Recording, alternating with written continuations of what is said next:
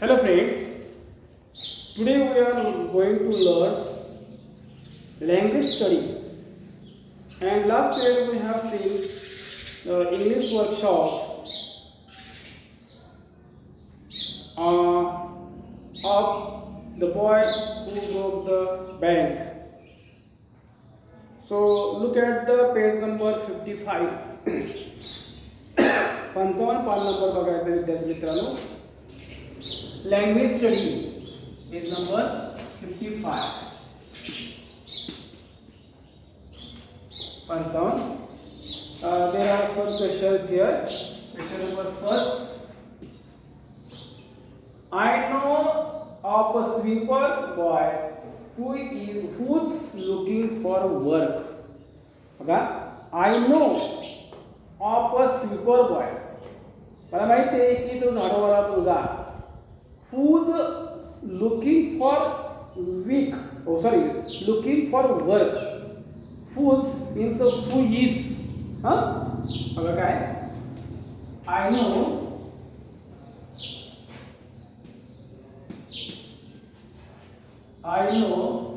of a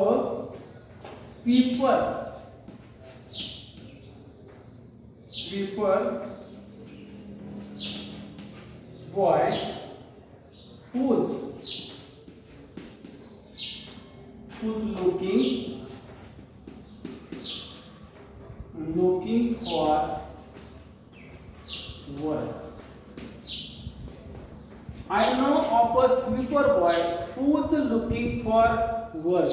या ठिकाणी who's looking for underline the sentence. ठीक आहे, under the sentence of this sentence who's looking for work. बघा काय म्हणते खाली की observe the underline the part of the sentence. Observe म्हणजे निरीक्षण करा. Underline the part of the sentence. की त्या वाक्यातील कुठल्या भागाला अंडरलाइन केले तो काय करा त्याचं निरीक्षण करा. पहा look at the underlined the sentence part of the sentence. बरं ठीक आहे काय who's looking for work. It tell us I mean underline part tell us म्हणजे जो हे केलंय म्हणजे अधोरेखित केलेला जो आहे भाग त्याच्या खाली एच वळलेलं आहे तर आपल्याला काय सांगतोय की मोर अबाउट द स्वीपर बॉय. तर त्या या स्वीपर बॉय बद्दल याबद्दल काय होतं स्वीपर बॉय त्याच्याबद्दल आपल्याला अधिक more tell us more about the sweeper boy. तर त्या स्वीपर बॉय बद्दल काय करतोय आपल्याला अधिक माहिती सांगतोय बघा. And adjective clause begins with clauses. Okay? Adjective clause begin with words such as how. Okay? Which are the adjective clause? Adjective clause.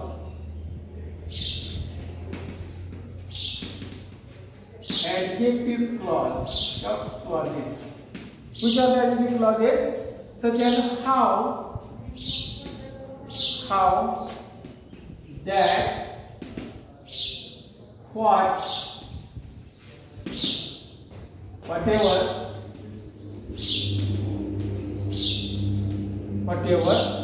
who, which, where, why, etc. That means WH question and that. बघा that and whatever and WH question. How, what, who, which, where, why are the WH question. बघा म्हणजे there are the adjective clauses.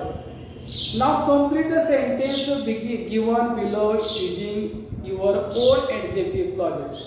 तर बघा की काय करतात की हे जे अंडरलाइन जो केलेला भाग आहे तो काय करतो आपल्याला तर त्या नामाबद्दल दिलेले जे पहिल्या वाक्याचे जे नाम आहे त्या नामाबद्दल अधिक माहिती सांगतो आणि मग म्हणायचं adjective clause.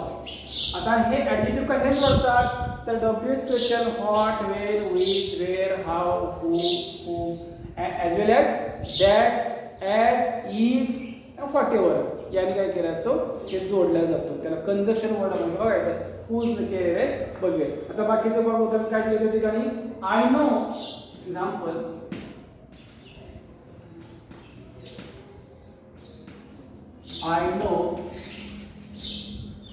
I know of a school boy. I know of school boy. आता तुम्ही ठिकाणी परत आता याच्यामध्ये कशाने बघा हा वापरायचं का दॅट वापरायचं का व्हॉट वापरायचं तर आपल्याला याच्यावरून कळतंय. I know of a school boy. इथं काय स्वीपर बॉयच्या वेळी स्कूल बॉय फक्त केलंय त्यामुळे आपण इथं त्या ठिकाणी हू लिहू शकतो आपण who is who is clever in class असं पण लिहू शकतो. तुम्ही वेगळं पण लिहू शकता who is best in volleyball game. बघा I know of a school boy who is the best in the volleyball team. तर तो मला तो मुलगा शाळेत तो मुलगा मला माहिती आहे की जो काय आहे व्हॉलीबॉलच्या खेळामध्ये कसा एकदम सर्वोत्कृष्ट आहे. म्हणजे who is a clever boy who is a clever in the class. तर त्या स्कूल बॉय बद्दल आपल्याला काय होतं या स्कूल बॉय बद्दल स्कूल बॉय बद्दल आपल्याला त्या ठिकाणी ही माहिती सांगत असतो. अशा प्रकारे खरे वाक्य दिले आहेत बघा. Number second I know the joke. आता आय नो याच्यामध्ये बघा की पहिल्या शक्यतो काय करायचं की जर एखाद्या नावाबद्दल जर माहिती दिली असेल एखाद्या नावाबद्दल तर शक्यतो हूचा वापर करू शकतो. आणि एखाद्या नपुसकलिंगी थोडक्यात जे नपुसकलिंगी आहेत त्याबद्दल तुम्ही दॅट नाव शक्यतो करू शकता. इथं बघा आय नो द जोक. तर जोक ही कसं आहे इतर मध्ये आहे म्हणून दॅटचा उपयोग करू शकता. I know the joke I know the joke that will spill your side with laughter असं ठिकाणी लिहू शकता. किंवा ग्लास बँगल माझ्या इथं नाही उदाहरण मी सांगतो the glass bangle indicate that the glass bangles इथपर्यंत ठीक आहे. द ग्लास बँगल्स आता त्या ग्लास बँगल बद्दल पुढे काय that she is a married. The glass bangles इथपर्यंत पहिलं वाक्य आणि इथून डॅट केले दॅट वाक्य जोडायचं the glass bangles indicate that she is a married. Okay असं. Third one sentence I know of doctor. मी डॉक्टरांना ओळखतो. आता डॉक्टर बद्दल आपल्याला काही बघायचं पूर्ण वाक्य येते डॉक्टर स्कूल बॉय और द स्वीपर बॉय सारखंच who is a kind person. बघा a doctor sorry I know मला माहिती आहे ऑफ अ डॉक्टर. तर डॉक्टर मला माहिती आहे की who is a kind person किंवा who is the best in our village or the town असं तो म्हणू शकता. Who is very best in our village. I know the place. हां आणि प्लेस बद्दल जर समजा जर दिला असेल तर फेरचा वापर करायचा. फेर हां जर ठिकाणाबद्दल दिला असेल तर फेर. त्यानंतर इथे वेन दिलं नाही आपण वेन पण आहे बाबा आपण वेन. जर समजा टायमिंग पण दिला असेल त्या ठिकाणी वेनचा वापर करायचा. आणि जर सर्वनाम दिलं असेल की जे नपुसकलिंग सर्वनाम असेल ईट बद्दल असेल तर विथचा वापर करायचा. पहिल्या वाक्यात जर समजा ईट आला असेल तर त्या ठिकाणी विथचा वापर करायचा. रिझन कारण विचारलं असेल तर वायचा वापर करायचा. वाय तर इथं जर कारण विचारलं असेल तर वाय. इथं प्लेस आहे आय नो ऑफ प्लेस साहजिक वाक्य जोडायचं WHERE. I know of a place fair people gathered असं मला वाटतं. तुम्ही दुसरं लिहू शकता I know the place fair children play. ठीक आहे फेअर चिल्ड्रन और the boys and girls play. ठीक आहे. आय नो द रिझन मला कारण माहिती आहे. इथं व्हाय I know the children. I know the reason why the girls in always gloomy in the class. ठीक आहे. अशा पद्धतीने तुम्ही ते वाक्य लिहू शकता. आता number second, question number second.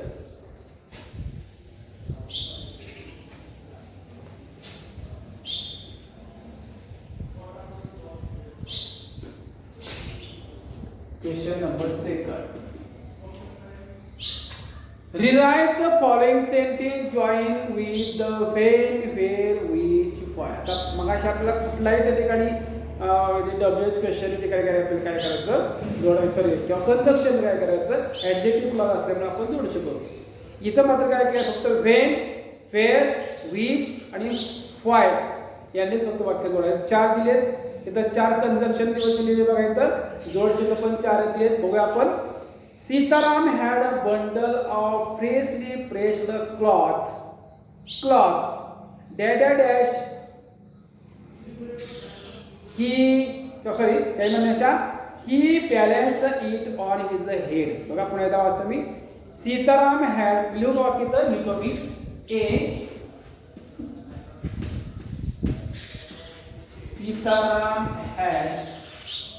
Sitaram had a bundle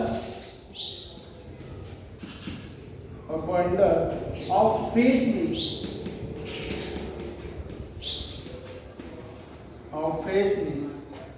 pressed full stop.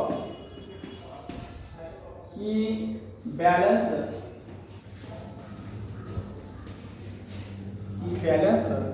it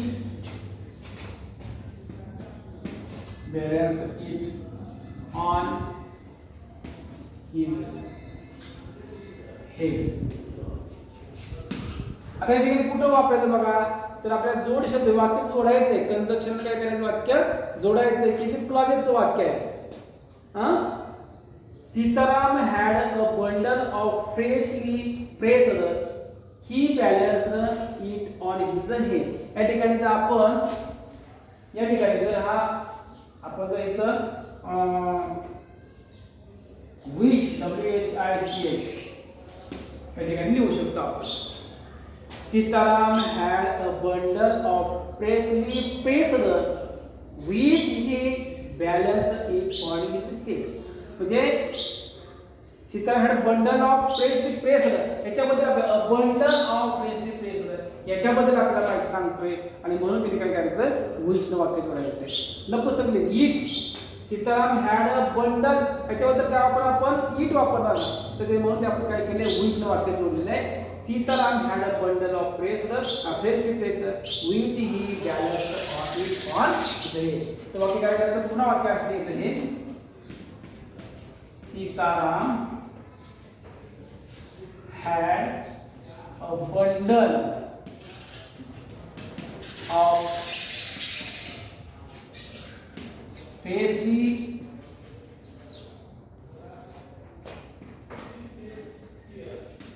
pressed which, तर या कंजक्शन वाक्य जोडलेलं आहे. आता हे तर मात्र ही स्मॉल आहे ना, इथं मगाशी वाक्य 2 होतं, आता आपण वाक्य जोडलेलं आहे त्याच्यामुळे तुझा कॅपिटल हीचा एस लिहायचं नाही. He balance it on his head, अशा प्रकारे वाक्य लिहायचे. Second one, a large shady tamarind tree grew at one end of the bazaar. Mr. Srivastav found her friend Mrs. Bhushan there. आता थोडीशी वाक्य मागपुढे सुद्धा करू शकता तुम्ही, कारण वाक्य करेक्ट आलं पाहिजे. इथं काय करायचं, 2 नंबरचे वाक्य दिलं, म्हणजे पहिलं वाक्य संपलं, दुसरंच वाक्य दिलेलं आहे ते मात्र अगोदर घ्यायचंय. Mr Shrivastava found her friend, बघा म्हणजे Shrivastava found her friend Mrs Bhushan. Mr Shrivastava found her friend, sorry Mrs पाहिजे का इथं, मिसेस पाहिजे. मिसेस श्रीवास्तव फाउंड हर, इथं मिस्टर दिलेलं आहे, मिस्टरच्या वेळी काय पाहिजे, Mrs Shrivastava found her friend Mrs Bhushan. आणि ते काही देर दिलेलं आहे, त्या देर काढून टाकायचं आहे, देर काढून टाका आणि त्या ठिकाणी काय करा, where की जेथे, where चा अर्थ आहे की जेथे a large shady tamarind tree grew at one end of the bazaar. असं वाक्य कळतं पुण्याला असतो. Mrs Shrivastava found her friend Mrs Bhushan fair ने वाक्य जोडा आणि तिथे फेअर पुन्हा पहिलं वाक्य लिहायचंय. A large shady tamarind tree grew at one end of the bazaar. Third one sentence तिसरं वाक्य बघा. The Pimpalnagar bank has stopped playing employee full stop it is about to collapse. बघा हे हेच वाक्य फार महत्वाचं आहे.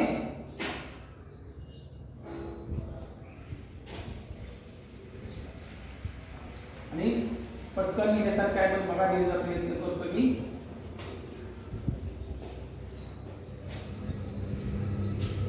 द पिंपळनगर सी वाक्य the Pimpalnagar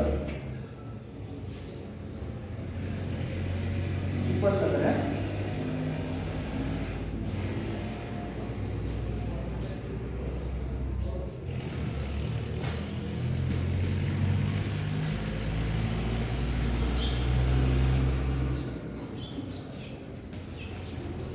Nagar bank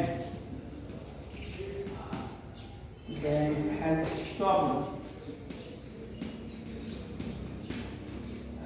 stopped paying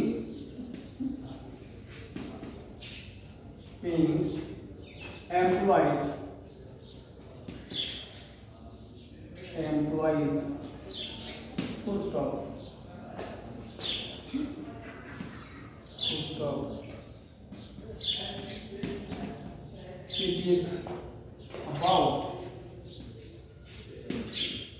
It is about collapse.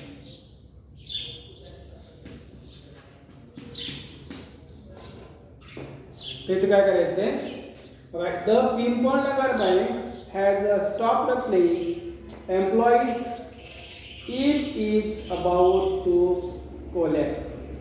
जर या बघा पर्याय समजा असं की आला तर तो काढून टाकायचा त्या ठिकाणी विच वापरायचं.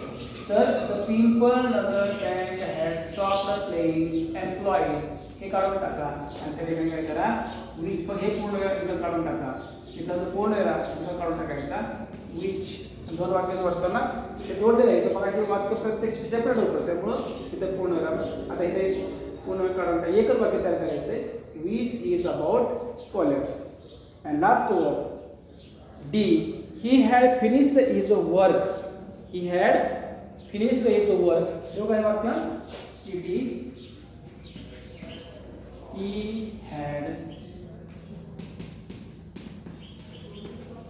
finished his work full stop. He sat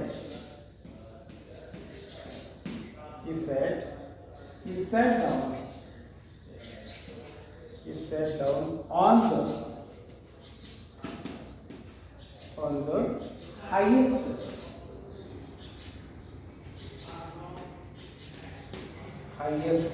step.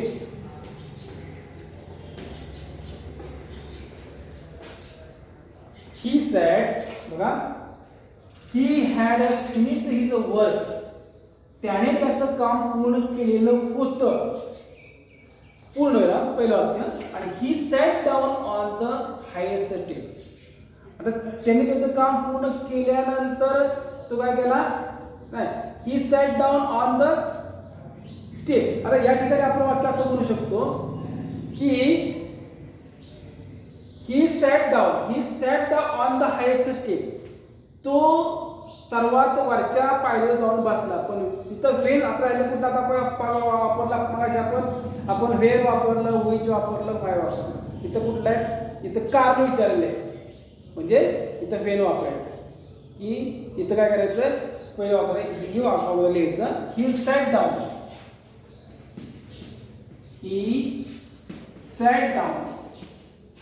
He sat down on the